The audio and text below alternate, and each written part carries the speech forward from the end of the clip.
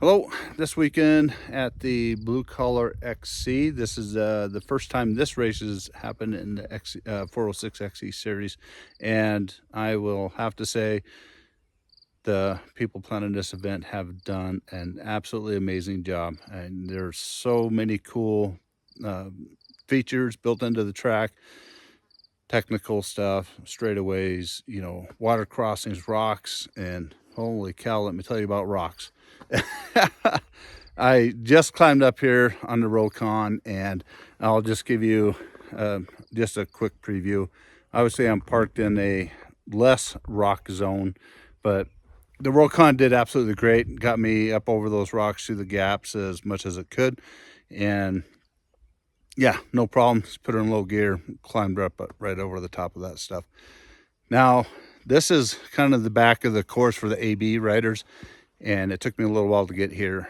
So, but I do feel like there are going to be some epic shots here as they come up some of these rock chutes, and I'm looking to capture all that.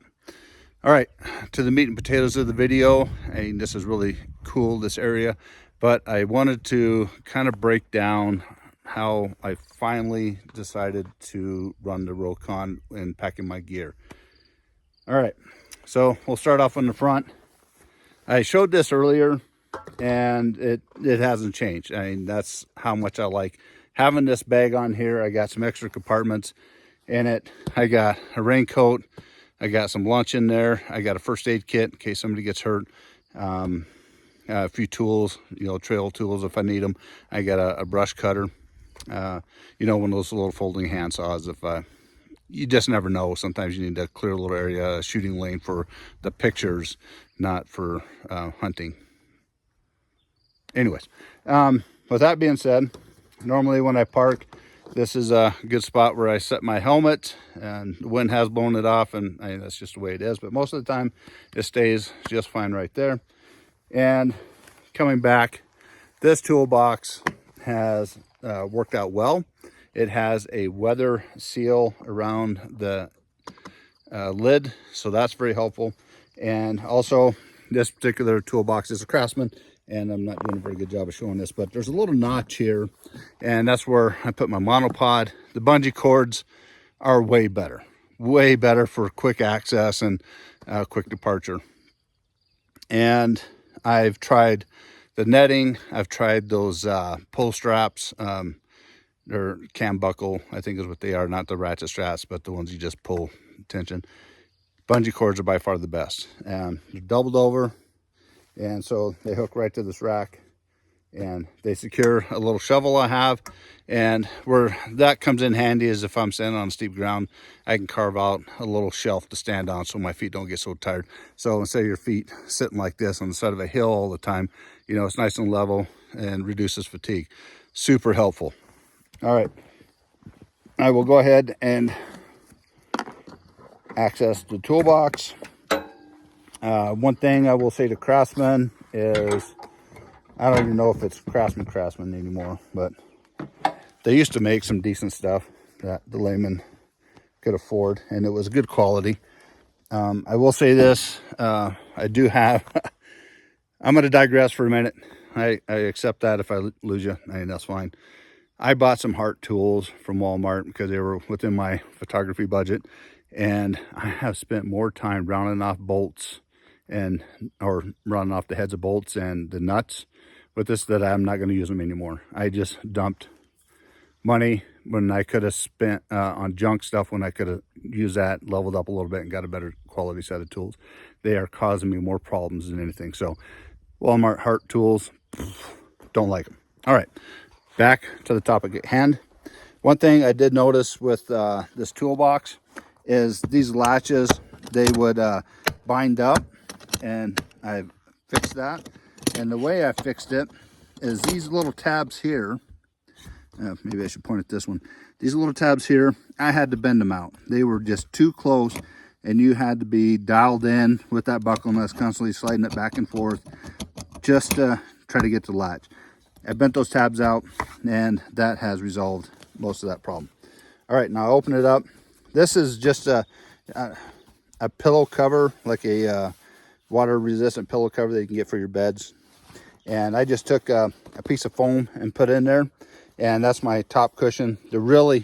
It's important to sandwich your stuff so it doesn't bounce.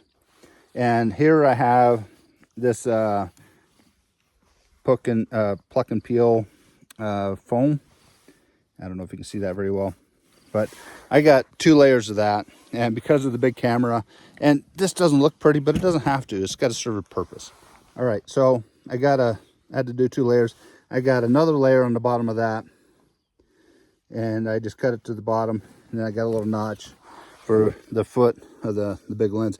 But the nice thing I really like is having 2 camera bodies is super helpful, especially in these dirty environments. I don't have to swap out lenses. I got also a little side pouch here that I just put on my belt. I initially planned on putting it on my chest. I did that for a while, absolutely hated it. I just didn't like it. It didn't feel right. It was always in my way, and down in the hip. Now, caveat, learn from my mistakes. Not that I've made that mistake yet, but I almost did, and that's why I'm like, okay, I need to not do that. Is I had my camera in this side pouch when I was riding, and I almost tipped the bike over and I would have landed right on that camera. All right, so from now on, I put, whenever I go to move locations on the bike, everything goes into this protective case, and that's where this camera, both of them, live. Okay, and I just have to accept the fact I am not going to get every single picture, and sometimes I'm going to miss things, and that's just the way it is. I don't want to bust, an umpteen-dollar camera or a piece of gear, or make it any more hazardous to fall off a bike than what it already is. All right, so in general, I'll wrap this. I've been rambling for a bit. I hope this information is useful. I've hit 5 or 6 different races at this point, and this has been the system I'm going to keep using. And it might evolve going on, and I'll talk about it if I ever do, but it is, I think, what I'm going to use from now on. So save yourself some time, save yourself some money, and take my ideas, make them better. I don't proclaim to be a professional level person when it comes to this stowing gear or anything. There's got to be better ways, and I would love to hear about them. If other people have ideas on how to improve packing camera gear on a motorcycle, I'd love to hear it. All right, with that being said, here's a quick turnaround and of just this area I'm in. It is just absolutely amazing here. This is the upper part of the ranch, and judging by all the dead trees, there was either a fire at some time or some kind of bug kill. I'm not sure which, but I love this job. This is absolutely amazing. I love it. All right, until next time, talk to you later.